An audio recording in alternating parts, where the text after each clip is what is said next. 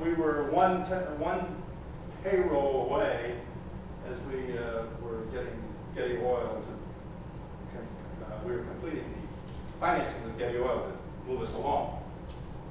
And the gentleman at Getty Oil was a little bit of contrarian. He wanted everything his way or no way or take the highway, one of those things.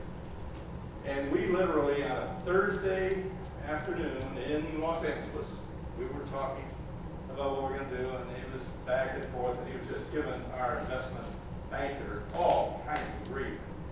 And it didn't end on a very high note.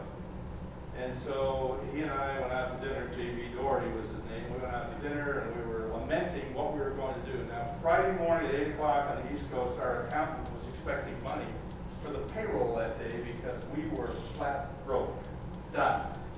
The business was going to end that day.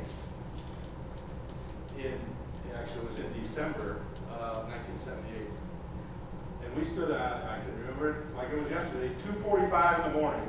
And I'm not a California fan, but there I was standing in California, Wilshire Boulevard, 2:45 in the morning, and he turns to me and he said, "We're not going to do this. Forget it anyway. We'll go find somebody else." I said, "What are we going to tell?" Now remember, it's 2:45. It's 5:45 back on the East Coast. We're 2 hours and 15 minutes away from telling the staff we're not going to pay them, close the doors. So we talked about that, and he said, "Well, I guess I better get somebody up, and maybe we can make today's payroll, and I'll take one more meeting with Getty Oil."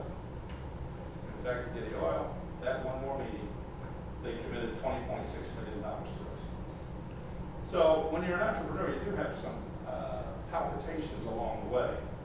But I think all of you in this room tonight have the same ability to do what we did, what anybody does in the entrepreneurial business, and that is you all have an idea.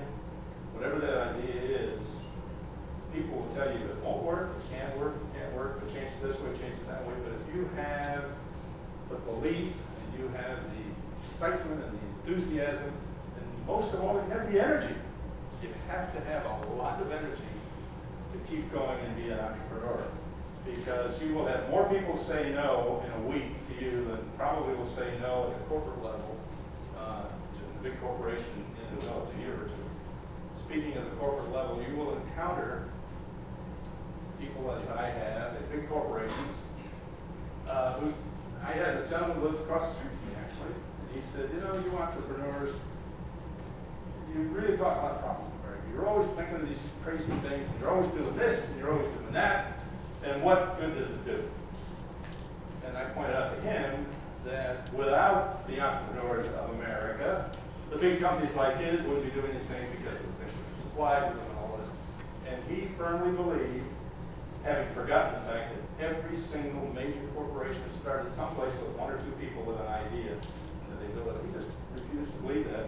And he was so comfortable with getting up in the morning at 8 o'clock and going to work and coming home at 5 in the afternoon at 5:30. More power to him. I'm delighted that he was happy, but I happen to be at the other side, on the other side of that fence. I think entrepreneurs are the backbone of America, and all of you sitting in here in your early stages of either college or getting into the business world, you have opportunities to take what your ideas are, and the ideas for the university, for the state of New Jersey, the country, and you can take those ideas, because we live in America, you can do with them as you please, as your energy allows you to do it.